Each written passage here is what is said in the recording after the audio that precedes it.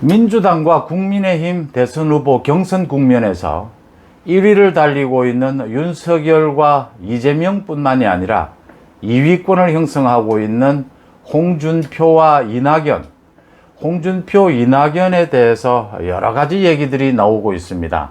그러니까 경선 전략을 놓고 홍준표는 너무 무모하다, 이낙연은 너무나 우유부단하다 하는 점입니다. 이낙연이 왜 우유부단하냐? 지금 민주당의 경선은 거의 판가름이 났습니다. 이재명 쪽으로 기울었죠.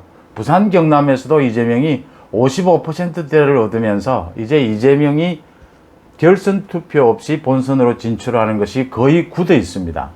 그럼에도 불구하고 이낙연은 확실하게 근거가 있는 이 대장동 비리, 특검을 주장하거나 이재명 후보의 책임을 강력하게 추궁하는 그런 방법을 쓰지 못하고 있습니다. 민주당 지지층의 눈치를 보고 있는 셈입니다. 그 다음 홍준표의 무모함이 또 거론이 되고 있습니다. 홍준표는 왜 무모해졌느냐, 왜 이렇게 무리를 거듭하느냐, 경선 국면 들어서 홍준표는 경선에 접어들면서 자신의 아주 낮은 지지율을 극복하기 위해서 판 전체를 흔들어야 하기 때문에 조국 수호, 소위 민주당 지지층의 역선택을 노리는 전략을 세웠습니다. 일견 지지율을 올리는 데는 성공을 했습니다. 그런데 바로 역풍을 맞았습니다. 조국 수사를 비호하는 것이 말이 되느냐? 왜 문재인 정권 민주당을 비판하지 않느냐? 라는 데 막히면서 홍준표 후보는 급격하게 전략을 수정합니다. 전략을 수정한 것이 윤석열 후보에 대해서 근거 없는 이제 비난을 하는 쪽으로 수정을 했습니다. 왜냐하면 토론회에 접어들어서 홍준표 후보가 윤석열 후보에 비해서 우위를 보였다면 또 전략이 무난했을 수 있습니다. 그런데 토론회에서 우위를 보이기는커녕 오히려 몰리는 느낌이었습니다. 토론회에서도 밀리고 있다. 이렇게 되니까 이제 홍준표 후보는 윤석열 후보에 대해서 고발 사주를 비롯해서 윤석열 아버지의 그 주택매매 부분, 이런 부분을 가지고 근거가 없는 비난을 하게 되면서 너무 홍준표는 무모하다, 이런 지적을 받고 있습니다. 송은재TV 시작합니다. 구독, 좋아요 부탁드립니다. 그러니까 어떤 경선은, 어떤 레이스든 2등의 어려움이 있죠. 2등을 달리는 사람 입장에서는 전체 판을 흔들어야 하는 부담감이 있습니다. 그렇지 않고 신중하게 레이스를 펼쳐가게 되면 그냥 무난하게 2등이 되어버리는, 무난하게 지는 길이기 때문입니다. 그렇다고 해서 전체 판을 흔드는 게 급하다고 해서 무리하게 나서게 되면 이제 역풍을 맞아서 오히려 역전을 할 수 있는 기회가 영영 날아가 버리는, 이렇게 2위의 어려움도 있습니다. 물론 쫓기는 1위의 어려움도 있지만 2위의 어려움도 있다. 지금 여야 2위권을 달리고 있는 이낙연과 홍준표 얘기입니다. 이낙연 얘기부터 해보겠습니다. 이제 이낙연의 결단이 목까지 찼다. 이제 더 이상 미룰 수 없는 상황에 왔다 하는 점입니다. 며칠 전에는 홍영표 의원이 공동선대위원장입니다. 이낙연 캠프에 특검을 받을 수밖에 없지 않느냐, 대장동 의혹, 대장동 비리와 관련해서 특검을 받을 수밖에 없다, 국민들이 검찰과 경찰의 수사를 믿지 않는다 라는 지적을 하면서 특검을 받을 수밖에 없지 않느냐라고 운을 띄웠습니다. 어제는 또 서른도 공동선대위원장입니다. 서른 의원까지 나서서 이재명 후보가 대장동 의혹에 관련이 되어 있다는 것이 사실로 드러날 경우 후보직에서 사퇴할 수밖에 없지 않느냐. 캠프에 수많은 제보들이 들어와 있는데 수사기관이 아니어서 일일이 확인할 수 없다. 그러니까 이런 말입니다. 근거는 있는데 수사기관으로 확실하게 확인할 수 없어서, 밝힐 수 없어 너무 답답하다, 이런 얘기를 했습니다.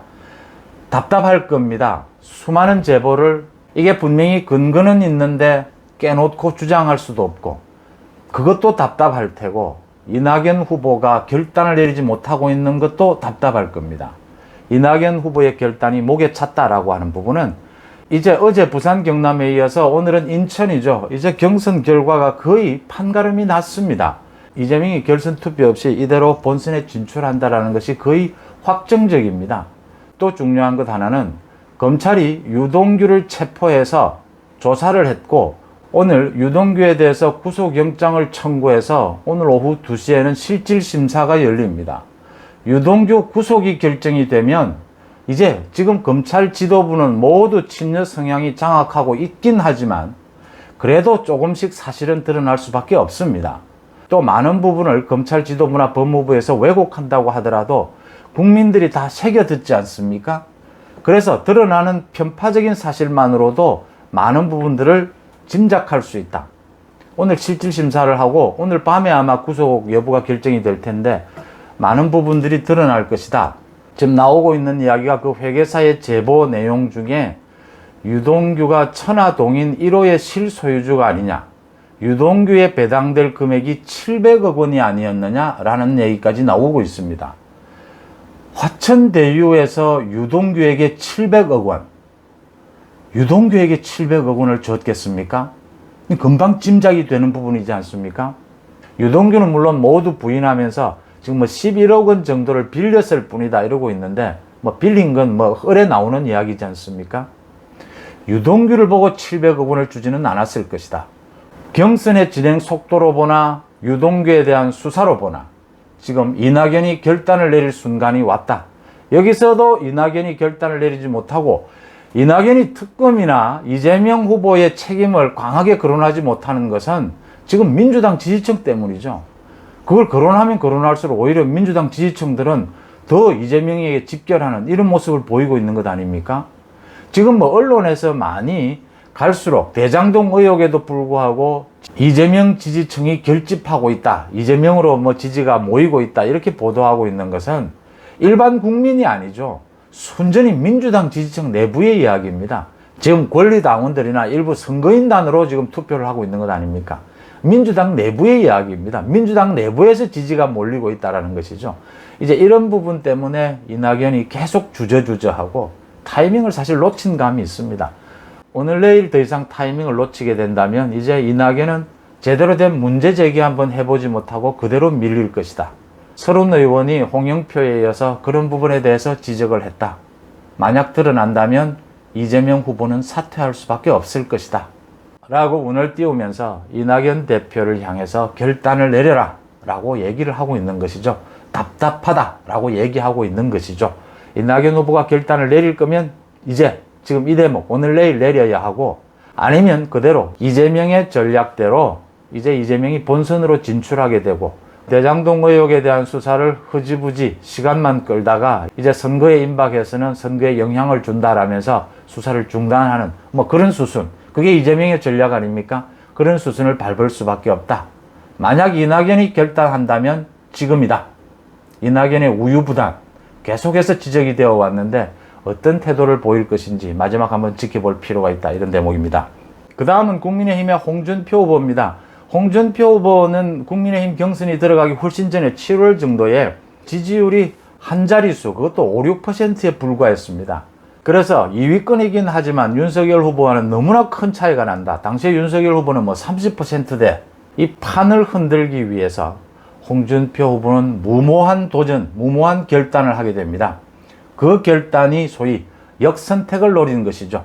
그래서 역선택을 노리고 그 역선택에 따른 밴드웨건 효과를 노리고 판을 흔듭니다. 여권을 공격하지 않고 윤석열 후보를 공격합니다. 그 공격하는 지점도 조국의 수사가 과잉이었다 라고 공격을 합니다.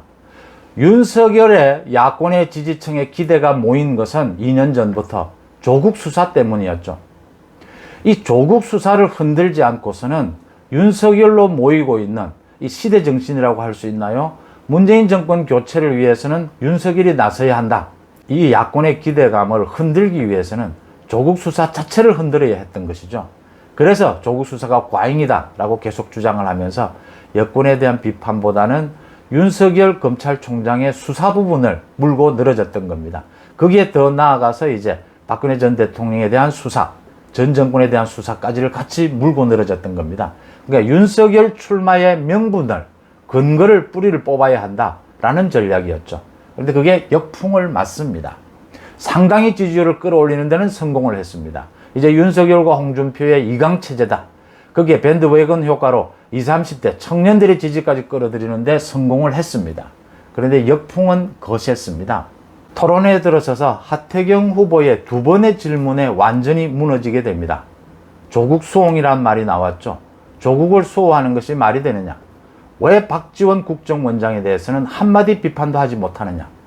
민주당에 대해서는 왜 비판도 하지 못하고 당내 후보에 대해서는 근거 없는 비방을 늘어놓느냐? 이 질책에 홍준표 후보의 전략은 흔들리게 됩니다. 그래서 홍준표 후보가 급하게 전략을 바꾼 것이 이제 윤석열 후보에 대해서 근거도 없이 소위 비난을 하게 됩니다. 그게 고발사주.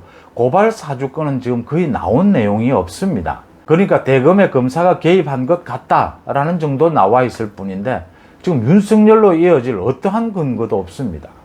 또 윤석열의 아버지 주택 매매, 김만배 기자의 누나가 주택을 샀다라는 부분인데 이 의혹을 제기한 김의겸 의원도 자신의 페이스북에 두 가지 사유에 대해서 자기가 잘못된 팩트로 주장을 했다라고 하면서 국민들에게 또 윤석열 후보에게 정중하게 사과했습니다.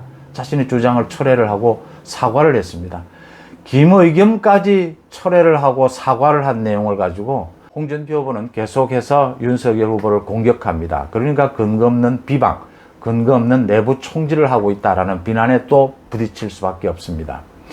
홍준표 후보가 이렇게 계속해서 무모하게 무리를 하게 되는 이유는 이렇게 한번 전략이 흔들리게 되면 전략을 바꾸게 된다든지 이렇게 스텝이 꼬이게 되면 이렇게 복잡해지는 것이죠. 그걸 극복하기 위해서 더욱 이제 무리를 할 수밖에 없고 특히 홍준표 후보 같은 경우에는 토론회에서 어떤 승기를 잡겠다 이렇게 자신을 했는데 그것마저 잘 되지 않고 오히려 토론의 자세, 고압적인 자세나 뭐 버럭 고함을 지른다든지 역정을 낸다든지 또 토론의 내용이 너무 없다.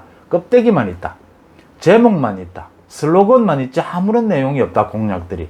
이런 부분들이 드러나면서 토론에서도 오히려 윤석열 다른 후보들에게 밀리게 되면서 계속해서 무리수를 둘 수밖에 없다. 그래서 오는 8일이면 국민의힘의 2차 후보 경선 결과가 발표되지 않습니까? 거기에서는 아마 윤석열 후보가 1차 후보 경선에서는 윤석열과 홍준표가 거의 박빙이었는데 2차 후보 경선에서는 지금의 흐름이라면 많은 차이가 좀 나지 않겠느냐. 그렇게 차이가 나는 것을 계기로 해서 이제 윤석열의 지지율은 눈에 띄게 반등하는 그런 결과로 이어지지 않겠느냐. 이런 전망들도 나오고 있습니다. 홍준표 후보로서도 굉장히 어려움에 처했다. 이낙연 후보는 오늘과 내일 결단을 내리지 않는다면 그대로 사라지게 될 것이다. 2위 후보들이 맞닥뜨린 이 위기 어떻게 극복해 갈 것이냐. 홍준표는 무모하다. 이낙연은 우유부단하다. 이 부분을 어떻게 극복하는지 한번 지켜볼 대목입니다. 고맙습니다.